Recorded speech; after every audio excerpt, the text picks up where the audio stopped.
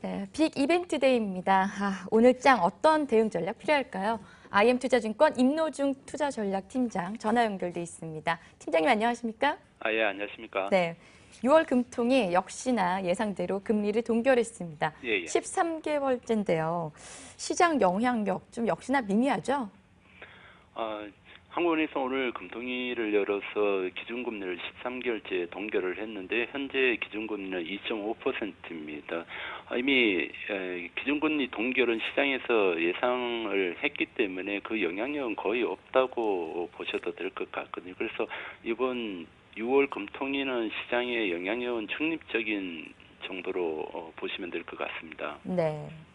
사실 지난달까지만 해도 이주열 하는 총재가 경기 회복세를 굉장히 확신을 하면서 금리 인상을 좀 살포시 좀 암시를 한 게 아닌가 싶었는데 지금은 뭐 원화 강세가 워낙 심각해진 데다가 또 세월호 참사 등으로 경기가 좀 많이 안 좋아졌잖아요. 지금 금리 변경 카드 대체 좀 언제쯤 나올 것인지 그 방향성은 좀 어떻게 되는 건지 궁금해하는 투자자분들 많으신데 팀장님 생각 어떠신지요? 일단 당분간은 금리를 아래든 위쪽이든 어느 쪽으로 움직이기는 좀 어려울 걸로 네. 봅니다. 물론 지난 4월에 발생한 세월호 사태가 국내 내수 쪽에 부담을 주고 있는 것은 맞습니다만 그 세월호 사태에 따른 영향력이 장기간 지속되지는 않을 걸로 봅니다.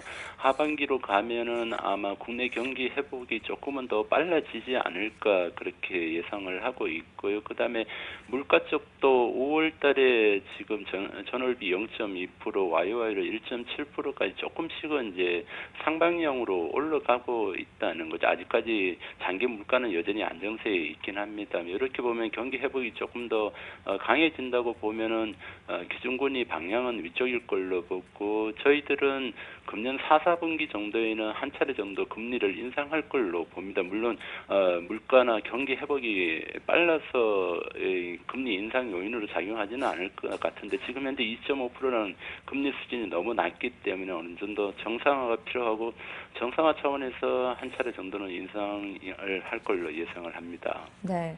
금년 4, 4분기 정도는 정상화 차원에서 금리 인상을 한 차례 정도 할 것이다. 이렇게 전망을 해주셨습니다. 팀장님, 그보다도 올해 두 번째로 맞는 동시만기일인데요. 예, 예. 특별한 방향성이 사실은 지금 보이진 않고 있습니다. 네. 남은 오늘 장 전략 어떻게 세워야 될까요? 일단 오늘 그 동시 선물 옵션 만기일 영향력은 그렇게 크지는 않을 걸로 봅니다. 지난 3월 달 동시 만기일 이후에 프로그램 매수가 별로 들어온 게 없습니다. 그때 이후로 순 프로그램 매수 잔고가 늘어난 게 한 1,200억 정도 되고 있고 근데 지금 9월 선물 쪽에서 보면은 시장 베이시스가 상당히 좋습니다. 그래서 원활하게 롤오버가 이루어질 걸로 보고 있기 때문에 그래서 지금 이번 동시 만기일의 영향력은 뭐 그렇게 크지는 않을 걸로 보고 있고 그 다음에 향후 시장 전망에 대해서는 상당히 긍정적일 걸로 봅니다. 지금 외국인 매수가 계속 유입되고 있기 때문에 네. 그렇다면은 이 만약에 충격이 온다면은 좀 위쪽에서 비중을 늘려갖고 가는 전략이 오늘은 좀 바람직하지 않나 보여집니다. 네. 외국인 매수세가 뭐 꾸준히 이어지고 있습니다. 오늘 장중에 뭐 잠시 매도 전환하기도 했지만 다시 매수세 보이고 있는데요. 앞으로도 이렇게 좀 매수세 계속 될 거라고 보십니까?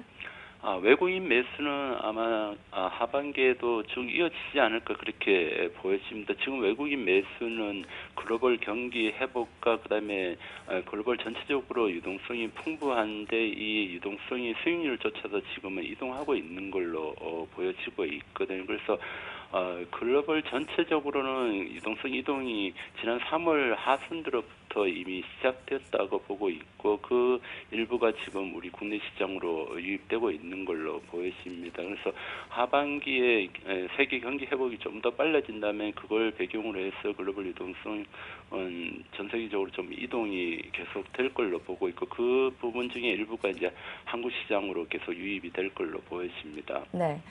글로벌 유동성이 한국 시장으로 유입이 될 때, 이걸 예상을 했을 때 방어주와 경기 민감주 이 둘 중에 어떤 업종에 좀 주목을 하면 될까요?